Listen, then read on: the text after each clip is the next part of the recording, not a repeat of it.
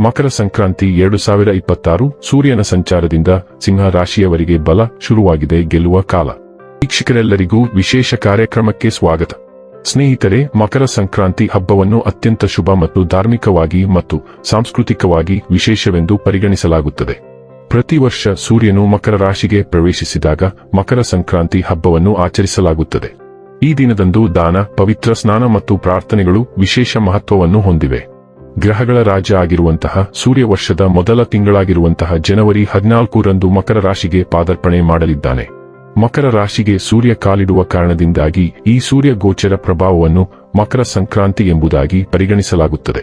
ಹಿಂದೂ ಆಚರಣೆಗಳಲ್ಲಿ ಹಾಗೂ ವೈದಿಕ ಜ್ಯೋತಿಷ್ಯ ಶಾಸ್ತ್ರದಲ್ಲಿ ಮಕರ ಸಂಕ್ರಾಂತಿಗೆ ಸಾಕಷ್ಟು ಮಹತ್ವದ ಸ್ಥಾನವಿದೆ.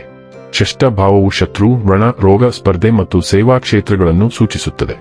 ಲಗ್ನಾಧಿಪತಿ ಈ ಭಾವದಲ್ಲಿ ಸಂಚರಿಸಿದಾಗ ಕಷ್ಟ ಮತ್ತು ಶ್ರಮ ಹೆಚ್ಚಾದರೂ ಅಂತಿಮವಾಗಿ ಜಯ ಮತ್ತು ಸ್ಥಿರತೆ ದೊರೆಯುತ್ತದೆ ಎಂಬುದು ಜ್ಯೋತಿಷ್ಯ ಶಾಸ್ತ್ರಗಳ ಅಭಿಪ್ರಾಯ.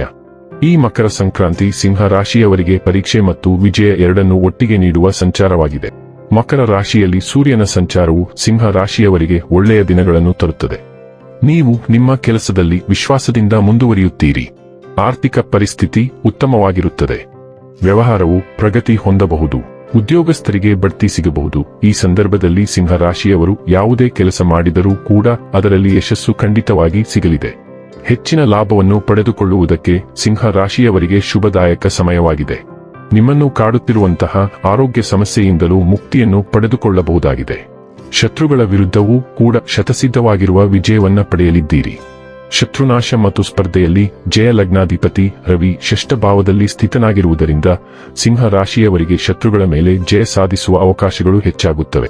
ಕೋರ್ಟ್ ಪ್ರಕರಣಗಳು, ಕಚೇರಿ ಮೇಲಾಟಗಳು, ವಿರೋಧಿಗಳು ಮತ್ತು ಗುಪ್ತ ಶತ್ರುಗಳ ವಿರುದ್ಧದ ಹೋರಾಟದಲ್ಲಿ ನೀವು ಮೇಲುಗೈ ಸಾಧಿಸುವ ಸಾಧ್ಯತೆ ಇದೆ. ಇದೊಂದು ಹೋರಾಟದ ಕಾಲವಾದರೂ ಫಲ ನಿಮ್ಮ ಪರವಾಗಿರುತ್ತದೆ.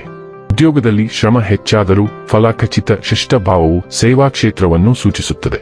ಈ ಸಂಚಾರದಲ್ಲಿ ಸಿಂಹ ರಾಶಿಯವರಿಗೆ ಕೆಲಸದ ಒತ್ತಡ, ಜವಾಬ್ದಾರಿಗಳು ಮತ್ತು ಪರಿಶ್ರಮ ಹೆಚ್ಚಾಗಬಹುದು. ಆದರೆ ನಿಮ್ಮ ಶ್ರಮ ವ್ಯರ್ಥವಾಗುವುದಿಲ್ಲ. ಸರ್ಕಾರಿ ಸೇವೆ, ಬ್ಯಾಂಕಿಂಗ್, ವೈದ್ಯಕೀಯ, ಕಾನೂನು, ಪೊಲೀಸ್ ಮತ್ತು ಆಡಳಿತ ಕ್ಷೇತ್ರದಲ್ಲಿರುವವರಿಗೆ ಇದು ಸಾಧನೆಯ ಕಾಲ. ಆರೋಗ್ಯ ಮತ್ತು ರೋಗ ನಿವಾರಣೆ. ಲಗ್ನಾಧಿಪತಿಯು ಷಷ್ಠದಲ್ಲಿ ಇದ್ದಾಗ ಹಳೆಯ ರೋಗಗಳು ನಿಧಾನವಾಗಿ ಶಮನವಾಗುವ ಸೂಚನೆ ಇದೆ.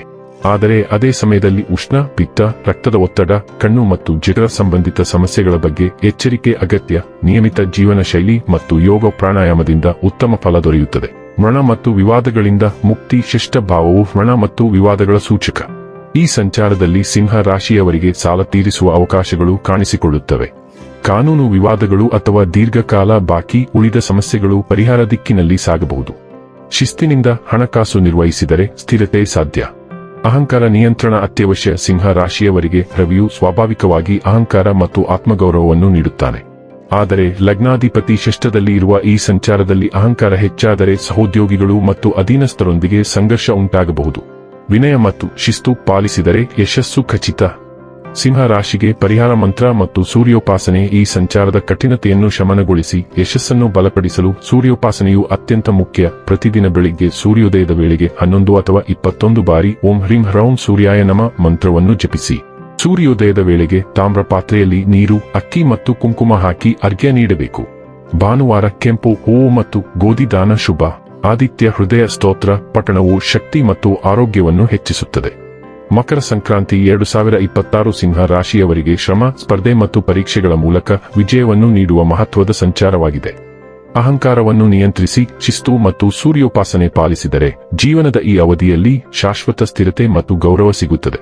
ವೀಕ್ಷಕರೇ, ಇದಾಗಿತ್ತು ಸಿಂಹ ರಾಶಿಯ ಜಾತಕದವರ ಮಕರ ಸಂಕ್ರಾಂತಿ 2026 ಫಲದ ಮಾಹಿತಿ ಇಷ್ಟವಾದರೆ ವಿಡಿಯೋವನ್ನು ಲೈಕ್ ಮತ್ತು ಶೇರ್ ಮಾಡಿ. ಜೈ ಶ್ರೀರಾಮ್. ಕಾಮೆಂಟ್ ಬಾಕ್ಸ್ನಲ್ಲಿ ಬರೆಯಿರಿ. ಹಾಗೆ ಚಾನೆಲ್ ಸಬ್ಸ್ಕ್ರೈಬ್ ಮಾಡುವುದರ ಜೊತೆಗೆ ನಿರಂತರ ವಿಡಿಯೋ ಅಪ್ಡೇಟ್ಸ್ಗಳಿಗಾಗಿ ಪಕ್ಕದ ಬೆಲ್ ಐಕಾನ್ ಕ್ಲಿಕ್ ಮಾಡಿ.